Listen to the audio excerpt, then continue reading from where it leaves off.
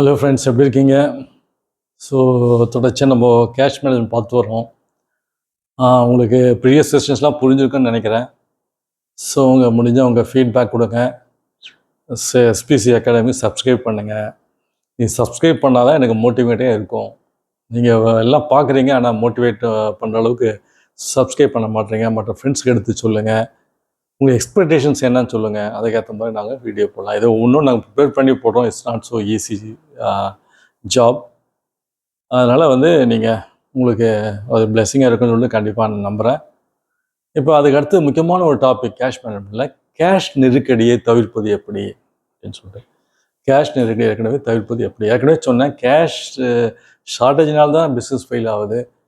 Business ப்ராஃபிட்டபுளாக இருக்கும். ஆனால் cash பிரச்சனையிலேயே நிறைய பிஸ்னஸ் படுத்து போயிடுது, தோல்வி அடையுது, பிஸ்னஸ் ஃபெயிலியர் ஆகிடுது. அதனால் முக்கியமாக அந்த கேஷ் எப்படி நெருக்கடி எப்படி தவிர்ப்பது, சில சஜஷன்ஸு நீங்கள் உங்கள் ஓன் சஜஷன்ஸ் கூட நீங்கள் அதில் ஆட் பண்ணிக்கலாம். உங்கள் எக்ஸ்பீரியன்ஸில் நீங்கள் எந்த சஜஷன் இருந்தாலும் ஆட் பண்ணிக்கலாம். அதில் ஒன்றும் நோ இஷ்யூஸ். இது ஒரு பேசிக் திங்ஸ். ஸோ அதனால் நீங்கள் பாருங்கள். ஸோ முதல்ல அவாய்டிங் கேஷ் நெருக்கடியை தவிர்ப்பது எப்படி அப்படின்னு பார்க்கும்போது முக்கியமாக ஃபஸ்ட்டு பார்ட்டர் சிஸ்டம். பார்ட்டர்ஸ்னால் குட்ஸுக்கு குட்ஸு, கேஷ் இல்லாத குட்ஸுக்கு சர்வீஸுக்கு குட்ஸு. கேஷ் டிரான்சாக்ஷன் இருக்காது. நீங்கள் ஒரு இது வச்சுங்களேன், பெரிய ஒரு ஷோரூம் நடத்துகிறீங்க, ட்ரெஸ்ஸு ஷோரூம். அதில் 2-3 கம்ப்யூட்டர்ஸ் சரியாக ஃபங்க்ஷன் ஆகலை. ஸோ நீங்கள் கம்ப்யூட்டர் ஸ்பெஷலிஸ்ட்டு, கம்ப்யூட்டர் ப்ரொஃபஷனல் கூப்பிட்றீங்க. ஒரு ரன்னிங் ஃபார்மு, கம்ப்யூட்டர் ரிப்பேர் பண்ணுறது, செட்டில் பண்ணுறது, சாஃப்ட்வேர் எல்லாம் பார்க்குறது. அவன் உங்களுக்கு 3-4 கம்ப்யூட்டர் கம்ப்ளீட்டாக பார்த்துட்டு எல்லாம் லேனு பேன் எல்லாம் சரிப்படுத்திட்டு உங்களுக்கு போகிறாப்புல. ஸோ நீங்கள் அவங்களுக்கு you to pay the fees. நீங்கள் ரன்னிங்க சம் ஷோரூம் ட்ரெஸ்ஸஸ் வைக்கிறீங்க. ஸோ அவங்கள்ட்ட நீங்கள் ஆஃபர் கொடுங்க. சப்போஸிங் இந்த பில்லுக்கு will you take my goods, நீங்கள் என்னுடைய ஷர்ட்ஸு பேண்ட்ஸ் எடுத்துக்கிறீங்களா, உங்களுக்கு வேணும்னா அதுக்கேற்ற மாதிரி. அப்போது சர்வீஸ் வாங்குறீங்க, உங்கள் குட்ஸு கொடுக்குறீங்க, கேஷு நீங்கள் தவிர்க்கலாம். அது எல்லோரும் அக்செப்ட் பண்ணாமல் சொல்ல முடியாது. ஆனால் டு சம் எக்ஸ்டென்ட் நீங்கள் ஒரு அட்லீஸ்ட் 50% நீங்கள் இங்கே எடுத்து கொடுக்கலாம். அதே மாதிரி ஒரு மெடிக்கல் ஷாப்பு. ஸோ மெடிக்கல் ஷாப்பில் வராது, இது ஏதோ ஒரு ரிப்பேர் நடக்குது, மேலே ஃபால் சீலிங் போட்டோடனே அவருக்கு சில மெடிசின்ஸ், இன்னும் எசென்ஷியல் மெடிசன்ஸ் 6 மந்த்ஸோ 5 மந்த்ஸோ பிபி மெடிசன்ஸோ சுகர் மெடிசன்ஸ் எல்லாத்தையும் நீங்கள் கொடுத்து நீங்கள் எக்ஸ்சேஞ்ச் பண்ணிக்கலாம். ஸோ அப்படி ஆகும்போது கேஷ் நெருக்கடி, உங்களுக்கு கேஷ் டிரான்சாக்ஷன் வராது, கேஷை தவிர்க்கலாம். அது ஓரளவு உங்களை ஈஸ் பண்ணும், கேஷ் ப்ராப்ளத்தை ஈஸ் பண்ணும். ஸோ உங்களுக்கு அப்படியே நெருக்கடி வராது பார்க்கலாம். ஓகே, அது ஃபஸ்ட் ஸ்டெப்பு. ரெண்டாவது ஸ்டெப்பு ஓவர்ட் எக்ஸ்பென்சஸ். உங்கள் ஓவர்ட் எக்ஸ்பென்சஸ் இதர செலவில் நீங்கள் ட்ரிம் பண்ணணும், நீங்கள் கண்காணிக்கணும். ஸோ அப்படியே விட்டுறக்கூடாது. ஸோ எங்கே பவர் வேஸ்ட் ஆகுது, எங்கே இப்போ சப்போஸிங் ஒரு ரூம் உங்களுக்கு இது இல்லை, யூஸ் இல்லை, ஒரு பில்டிங் எடுக்கிறீங்க, அதில் ஒரு ஃப்ளோர் யூஸ் இல்லை, அந்த ஃப்ளோரில் நீங்கள் செப்பரேட் பண்ணலாம். ஓனரோட அக்ரிமெண்ட் படி செப்பரேட் பண்ணலாம். ஸோ அதில் கொஞ்சம் இன்கம் வரும், உங்களுக்கு ரிலீஃப் கிடைக்கும். ஸோ இது மாதிரி நீங்கள் ஆல்டர்னேட்டிவ் திங்க் பண்ணணும். So trim overt expenses. So வேண்டாத செலவுகள், அப்புறம் திருப்பி போயிட்டு வர்றது, அந்த மாதிரி நீங்கள் பண்ணும்போது அது அன்னெசரியாக செலவில் முடியும். அது உங்களுக்கு ப்ராஃபிட்டை கம்மிப்படுது. கேஷ் முதல்ல கேஷ் நெருக்கடி. எல்லாத்துக்கும் கேஷை கொடுத்துட்டே இருந்தால் அப்படியே நீங்கள் ஓரளவு பண்ணணும். அப்போது அந்த எக்ஸ்பென்ஸை குறைக்கும் போது கேஷ் நெருக்கடி உங்களுக்கு தவிர்க்கலாம். முக்கியமாக எங்கெங்கே டிஸ்கவுண்ட் கொடுக்குறாலும் உங்களுக்கு அந்த டிஸ்கவுண்ட் நீங்கள் அவைல் பண்ணணும். ஏற்கனவே ஒரு வீடியோ ஒன்று போடுவேன். அந்த கேஷ் டிஸ்கவுண்ட்டு அவைல் பண்ணலாமா வேணாமான்னு சொல்லிட்டு அதை நீங்கள் கண்டிப்பாக பாருங்கள். அது ரொம்ப யூஸ்ஃபுல்லாக இருக்கும். எனக்கு அதில் நிறைய நீங்கள் மிச்சப்படுத்தலாம். கேஷ் டிஸ்கவுண்ட் ரொம்ப முக்கியம். சப்போஸ் என்ன சொல்லுவான், 2/10 × 30 அப்படின்னா 10 நாளில் கொடுத்தீங்கன்னா பேமெண்ட் பண்ணிங்கன்னா 20% டிஸ்கவுண்ட்டு, இல்லாட்டி மொத்தமே 30 நாள் கட்டணும். ஸோ அதில் உங்களுக்கு லாபம் இருக்குது. ஸோ அது ஒரு வீடியோ தனியாக போட்டுங்க. அது அந்த சந்தில் நீங்கள் அந்த வீடியோ பார்த்தீங்கன்னா உங்களுக்கு ரொம்ப யூஸ்ஃபுல்லாக இருக்கும். ஓகே, ஸோ அதே மாதிரி எவ்வளோ எக்ஸ்பென்சஸ் பீரியடிக்கலாக ஒரு 2 மாதத்துக்கு ஒரு 15 days ஒன்ஸ் உங்கள் எக்ஸ்பென்சஸை நீங்கள் ஸ்க்ரூட்டினைஸ் பண்ணி ஏன் இதில் இன்க்ரீஸ் ஆகிருக்கு, ஏன் லைட்டிங்கில் இன்க்ரீஸ் ஆகிருக்கு, ஏன் ஸ்டேஷனரியில் இன்க்ரீஸ் ஆகிருக்கு, எங்கள் ட்ராவலிங் எக்ஸ்பென்ஸில் ஏன் அதிகமாக இருக்குது, எந்த கேரியர் அதிகமாக சார்ஜ் வாங்குறான், ஃப்ளைட் வாங்குறான், ஸோ மாற்றி பார்க்கலாமே, இதெல்லாம் நீங்கள் யோசிக்கணும். ஸோ அப்போ நீங்கள் கம்பேர் பண்ணணும். போன பீரியடுக்கு போன வருஷத்துக்கு கம்பேர் பண்ணோம், போன மாதத்துக்கு கம்பேர் பண்ணோம், போன காம்படிட்டர்ஸோட அவனுக்கு எவ்வளோ செலவாகுது, நமக்கே எவ்வளோ செலவாகுது, அவன் மட்டும் கம்மியாக கொடுக்குறோம், நம்ம மட்டும் அதிகமாக கொடுக்குறோம். ஸோ இது மாதிரி கம்பேர் பண்ணி ஒவ்வொரு எக்ஸ்பென்சஸும் மாதத்துக்கு கம்பேர் பண்ணலாம், 6 மாதம் ஒரு கம்பேர் பண்ணலாம், 15 டேஸ் ஒரு கம்பேர் பண்ணலாம். ஸோ அதெல்லாம் நீங்கள் போட்டு அந்த எக்ஸ்பென்ஸை மானிட்டர் பண்ணும்போது ஓரளவு எங்கே அதிகமாகுது, எங்கே குறைக்கலாம் அப்படின்னு சொல்லி நீங்கள் பார்க்கலாம். அந்த மாதிரி பண்ணும்போது உங்களுக்கு அந்த கேஷ் நெருக்கடி வராது. 3வது லீஸு. வாங்கிறத விட நீ லீஸ் வாங்கினா உங்களுக்கு லீஸோட முடிஞ்சு போகுது. வாங்கினாக்கா ஹெவியாக நீங்கள் கேஷ் கொடுக்கணும். இப்போ எங்கள் இதில் பார்த்தீங்கன்னா சில ஸ்மால் பாரோயர்ஸு, சில சிறிய விவசாயிகள் பெரிய டிராக்டர்ஸ் வாங்க முடியாது. பாட்டுனா மாதம் இவ்வளோ கட்டணும் இஎம்ஐ. அதில் என்ன பண்ணுவாங்க, வெளியே ரிச் ஃபார்மர்ஸ், பணக்கார விவசாயிலேருந்து டிராக்டர் லீஸ் எடுத்துக்க வேண்டியது, ஹையரில் எடுத்துக்க வேண்டியது. ஹையர் எடுத்து அவங்களுக்கு ரெண்ட் கொடுத்துடணும். உங்களுக்கு கொடுத்துறேன் அப்படின்னா ஒரு 3 மாதம் ஓட்டுவான். 3 மாதம் ஓட்டுவான். அவனுக்கு வந்து அது லாபம். பிகாஸ் அவன் மொத்தமாக நான் புதுசாக வச்சுக்கிறது 3 ஏக்கர் தான் வச்சுருப்பான். இப்போ 3 ஏக்கருக்கு இவ்வளோ பெரிய செலவு, இவ்வளோ பெரிய இது தேவையில்லை டிராக்டரு. ஸோ என்ன பண்ணுவான், ரிச் ஃபார்மர் ஹையரில் வாங்கிக்குவான், லீஸில் வாங்கி லீஸ் ரெண்டு அவனுக்கு கொடுத்துருவான். இனிமேல் ஓட்டிட்டு முடிச்சுட்டு எல்லாத்தையும் முடிச்சுட்டு அங்கே கொடுத்துருவான். மிச்சம் இல்லாட்டி வாங்கிட்டு வச்சு வீட்டில் வச்சு அப்படியே ஐடியலாக இருக்கும் அந்த டிராக்டரு. மாதம் இஎம்ஐ மாதம் எங்கே கட்டுறது? விவசாயிங்க, சிறு விவசாயிங்க கட்ட முடியாது. அது மாதிரி நீங்கள் பார்க்கணும். ஒரு மெஷின் வாங்குறீங்க, மெஷின் ஃபுல்லாக வாங்கலாமா, இல்லாட்டி லீஸில் வாங்கலாமா? லீஸ் வந்து லீஸ் சென்டர் முடியுது. அப்புறம் இம்ப்ரூவ் ஆகும்போது கேஷ் ஃப்ளோ அதிகமாகும் போது நீங்கள் திங்க் பண்ணி அப்போ உண்மையிலே நல்லா பெருசாகவே வாங்கிக்கலாம், சொந்தமாகவே வாங்கிக்கலாம்.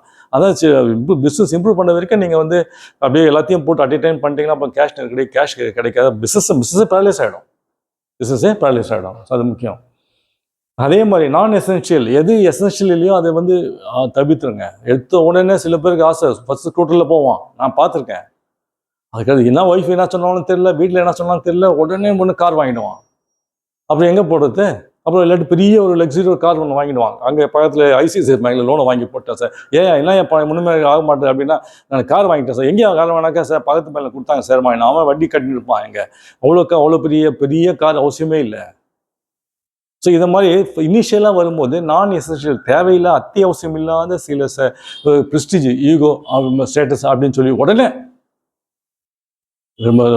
பிஸ்னஸ் நடத்தி ஒரு 6 மாதம் இருக்கும், கொஞ்சம் கையில் கேஷ் பார்த்த உடனே ஒரு டெம்டேஷன், பெரிய பங்களா கட்டிடலாமா, பெரிய கார் ஒன்று வாங்கிடலாமா? தேவையே இல்லை.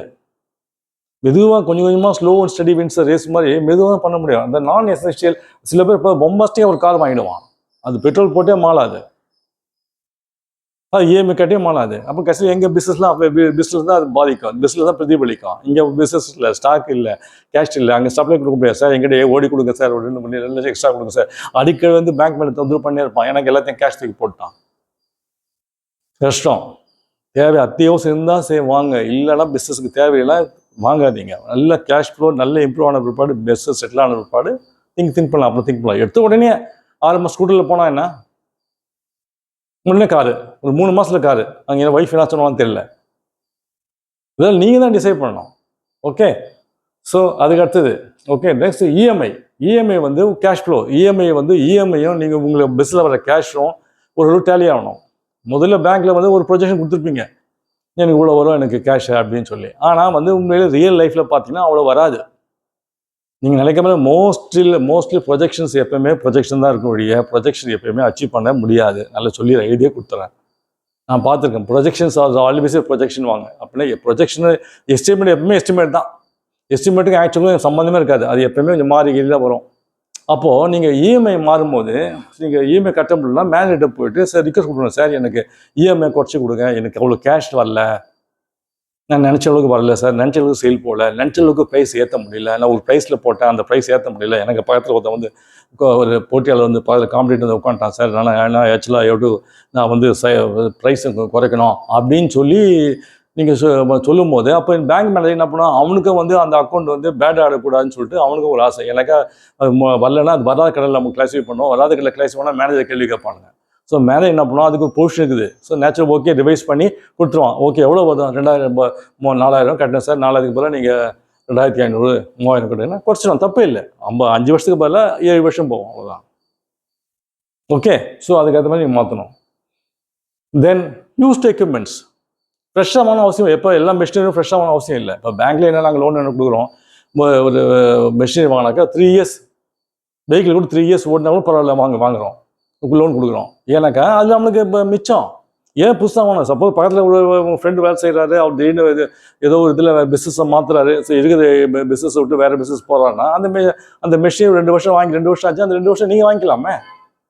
அந்த ரெண்டு வருஷம் ஓன மிஷின் நீங்கள் வாங்கிக்கலாம், ஒன்றும் வித்தியாசம் இல்லை.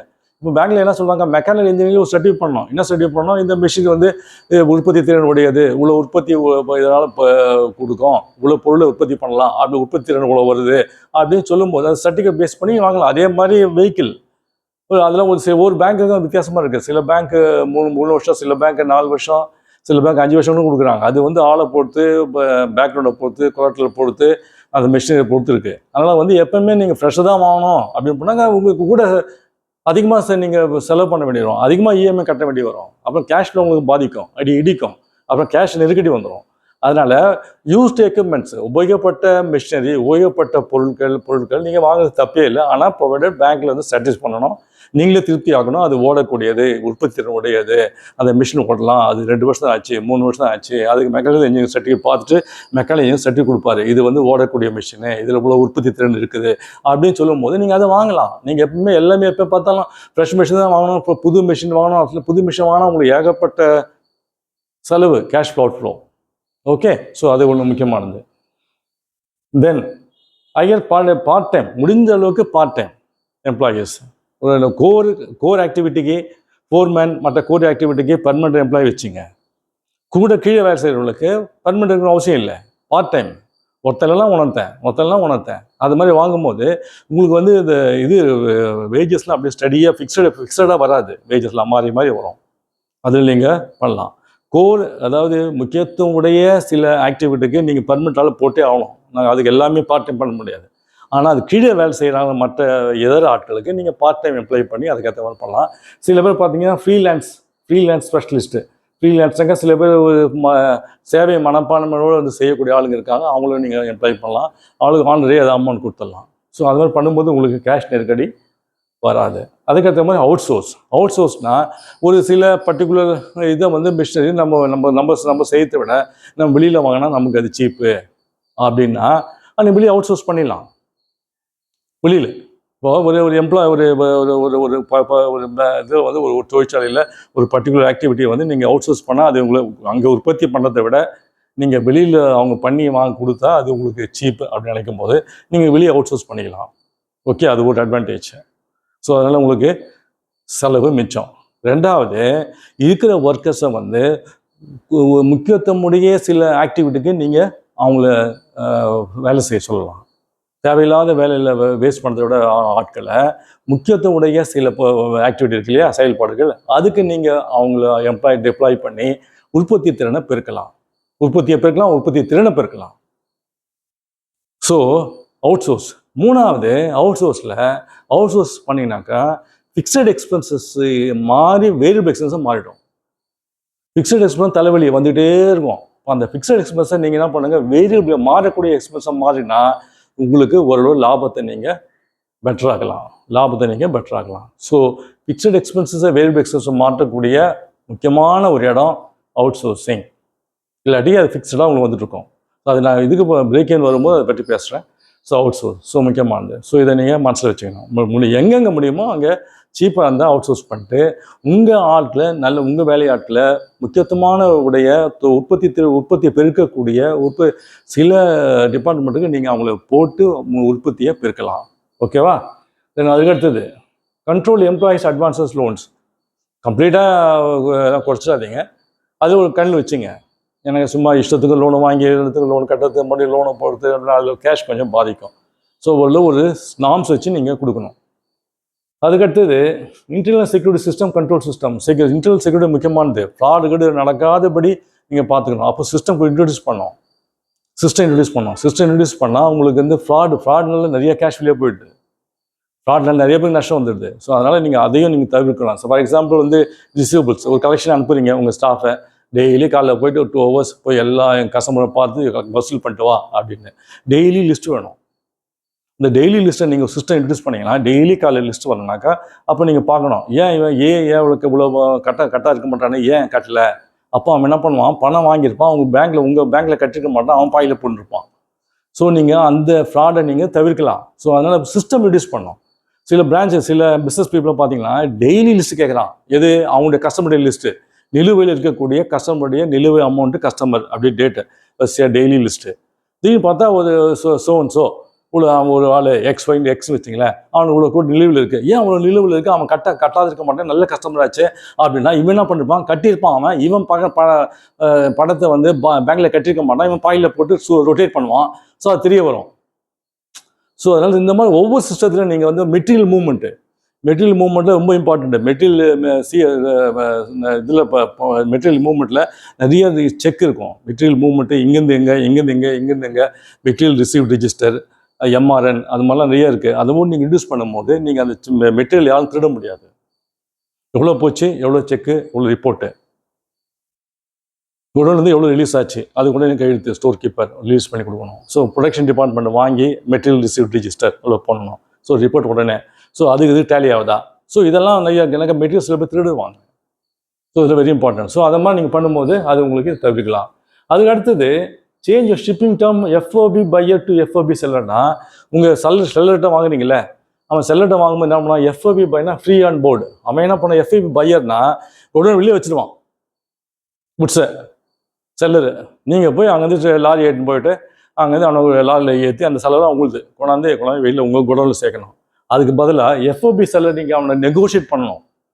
அவங்கள்ட்ட பேரம் பேசணும். பேரம் பேசி எஃப்ஓபி செல்லர்னா உங்கள் குடோனில் வைக்கிற வரைக்கும் அது அவன் பொறுப்பு, அவன் செலவு. நீங்கள் உங்களுக்கு கஷ்டம் இல்லை, உங்களுக்கு செலவு இல்லை. So FOB buyer to FOB செல்லர்னா உங்கள் குடோனில் போடுற ரீச் பண்ணுறதுக்கு அவனுடைய செலவு, அவனுடைய பொறுப்பு, உங்கள் தலைவலி இல்லை. ஓகே, அதெல்லாம் மாற்றலாம். அதே மாதிரி ஜீரோ பேஸ்ட் பட்ஜெட்னாக்கா பழசே நம்ம வச்சிருக்கூடாது. இன்றைக்கி பிஸ்னஸ் ஸ்டார்ட் பண்ணால் என்ன இருக்கும், அந்த மாதிரி ஏட் பண்ணணும். பழசை பார்த்து கடைசியில் அதிலே மைண்ட் ஓடிடும். அதனால் என்ன பண்ணோம், இப்போ ஜீரோ மைண்ட் செட்டு மாறும். அதாவது ஜீரோ, இன்றைக்கி ஒன்றுமே இல்லை, அந்த மாதிரி இன்றைக்கி ஃப்ரெஷ்ஷாக ஸ்டார்ட் பண்ண மாதிரி ஸ்டார்ட் பண்ணோம். பழசை பார்த்து மைண்ட் அதிலேயே மைண்ட் செட் மாறிடும். அப்போ நீங்கள் என்ன பண்ண திங்க் பண்ண முடியாது. ஸோ அதனால் வந்து ரிவ்யூ ஆல் தி எக்ஸ்பென்சஸ், எல்லா எக்ஸ்பென்ஸும் ரிவ்யூ பண்ணுங்கள். இதெல்லாம் அவசியம் இல்லையா? அப்படி ஜீரோ பேஸ்ட் பட்ஜெட்னா பேசிஸ் கிடையாது, பாஸ்ட் கிடையாது. ஜஸ்ட் இன்றைக்கி ஆரம்பிக்கணும். So start with zero. நீங்கள் ஆரம்பிக்கிற மாதிரி பழசை பார்த்து கேஸ் மைண்ட் செட் அதிலே போயிடும். அப்போது நீங்கள் இன்றைக்கி சூழ்நிலை எப்படி நடக்குது, இன்றைக்கி சூழ்நிலை என்ன மாற்றணும், இன்றைக்கி சூழ்நிலை என்ன பட்ஜெட் பண்ணலாம் அப்படின்னு நினைக்கணும். இன்றைக்கி நாளைக்குன்னு பார்க்கணும். பழசை பார்த்து கடைசியில் அது வந்து அதுக்காக பழசை பார்க்காதபடி ஜீரோ ஸ்டார்ட் பண்ண ஜீரோ பேஸ்ட் பட்ஜெட்டுக்கு அதை நீங்கள் கற்றுக்கணும், அதை நீங்கள் இம்ப்ளிமெண்ட் பண்ணணும். அதுக்கடுத்தது பிஸ்னஸ் பீப்புளை எப்போயுமே 6 மாதத்துக்கு போட்ட பிஸ்னஸ் பிளானை இன்றைக்கி வச்சுருந்தீங்கனாக்கா முடியாது. எனக்கு நிறைய சேஞ்சஸ் வந்திருக்கும். ஸோ பிஸ்னஸ் பிளானை வந்து நீங்கள் லைவாக வச்சுக்கணும். இன்றைக்கி சூழ்நிலையில் இந்த பிஸ்னஸ் பிளானை மாற்றலாமா, குறைக்கலாமா, ஏற்றலாமா? ஓகே, அது மாதிரி மாற்றணும். நீங்கள் அடிக்கடி அப்போ பிஸ்னஸ் பிளானை நீங்கள் மாற்றிட்டே இருக்கணும். மாற்றும் போது தான் உங்களுக்கு அச்சீவ் பண்ண முடியும். நீங்கள் 6 மாதத்துக்கு முன்னாடி 9 மாதத்துக்கு முன்னாடி போட்ட பிஸ்னஸ் பிளான் நீங்கள் வச்சுட்டு பேசியிருந்தீங்களா வேஸ்ட்டு. இன்றைக்கி நிலைமை வேறு, இன்றைக்கி இந்த காம்படிட்டர் வேறு, இன்றைக்கி அவன் சார்ஜ் பண்ணுற ப்ரைஸ் வேறு, இன்றைக்கி பண்ணுற குவாலிட்டி வேறு. ஸோ எல்லாம் மாறி வரும். அப்போ நீங்கள் என்ன பண்ணுங்கள், பிஸ்னஸ் பிளானை எப்போயுமே ரிவைஸ் பண்ணி கரண்டில் வச்சுக்கணும். புரியுதா? ஓகே, எனக்கு 9 months முன்னாடி போட்ட பிஸ்னஸ் பிளான் அப்போ அந்த சூழ்நிலை வேறு, இன்றைக்கி சூழ்நிலை வேறு. ஸோ பிஸ்னஸ் பிளான் கண்டிப்பாக நீங்கள் லைவாக வச்சுக்கணும். இன்றைக்கி என்ன போட்டால், இன்றைக்கி பிஸ்னஸ் பிளான் போட்டால் இன்றைக்கி என்ன வரும், இன்றைக்கி எவ்வளோ வரும், அது பிளான் பண்ணணும். ஓகே, தென் சர்ப்ளஸ் வந்துனாக்கா நீங்கள் இன்வெஸ்ட் பண்ணணும். ஆனால் இன்வெஸ்ட் பண்ணுறது நம்ம வட்டி லாபத்துக்காக இன்வெஸ்ட் பண்ணக்கூடாது. இதில் லாபத்துக்காக இன்வெஸ்ட் பண்ணக்கூடாது. அது வந்து டெம்பரரி அரேஞ்ச்மெண்ட் தான் அந்த இன்வெஸ்ட்மெண்ட்டு. ஸோ அது எது முதல்ல எடுத்து பார்க்கணும், சேஃப்டி, பாதுகாப்பாக இருக்கா, அந்த சர்ப்ளஸ் கேஷ் பாதுகாப்பு இருக்கா, ரெண்டாவது வேண்டியப்போ எடுத்துக்கலாமா, லிக்விடிட்டி, இது ரெண்டும் இருந்தால் நீங்கள் பண்ணணும். வட்டிக்காக போட்டு எதிராக மாட்டி போட்டு கேஷ் எடுக்க முடியாத ஆகிடும். கவர்மெண்ட் செக்யூரிட்டிஸ்லாம் போட்டிங்கனாக்கா டக்குன்னு அவங்க டேர்ம் கண்டிஷன்லாம் பயங்கரமாக இருக்கும், அதெல்லாம் எப்படின்னு பண்ண முடியாது. ஸோ அது வந்து சர்ப்ளஸ் கேஷை நீங்கள் வந்து சேஃப்டியை பார்த்து, லிக்விடிட்டி பார்த்து, இன்னும் எடுக்க முடியுமா, வேண்டியப்போ பாதுகாப்பாக இருக்கா, அந்த மாதிரி இது மனசில் வச்சு நீங்கள் இன்வெஸ்ட் பண்ணணும். சர்ப்ளஸ் கேஷ் அது டெம்பரரி அரேஞ்ச்மெண்ட் தான் அது. ஓகே, ஸோ இந்த கேஷில் எடுக்கிறது முக்கியமான சப்ஜெக்ட்டு. திருப்பி பாருங்கள், உங்கள் ஃப்ரெண்ட்ஸுக்கு சொல்லுங்கள், பார்க்க சொல்லி. ரொம்ப வெரி யூஸ்ஃபுல் டாபிக் இது. நிறைய பிஸ்னஸ் பீப்புள் கேஷில் தப்பு பண்ணி ரொம்ப கஷ்டப்பட்டுருக்காங்க. அவங்க டார்கெட் அச்சீவ் பண்ண முடியல, சேல்ஸ் அச்சீவ் பண்ண முடியல. அப்புறம் கடைசியில் ரொம்ப கஷ்டப்பட்டு பேங்க்கில் எக்ஸ்ட்ரா லோனு வாங்கி வட்டியை கட்டி எல்லாம் பண்ணியிருக்காங்க. அதனால் நீங்கள் அந்த இது பண்ணக்கூடாது. உங்கள் ஃப்ரெண்ட்ஸுக்கு சொல்லுங்கள், சப்ஸ்கிரைப் பண்ண சொல்லுங்கள். நம்ம next still we meet in the next session. All the best. Thank you.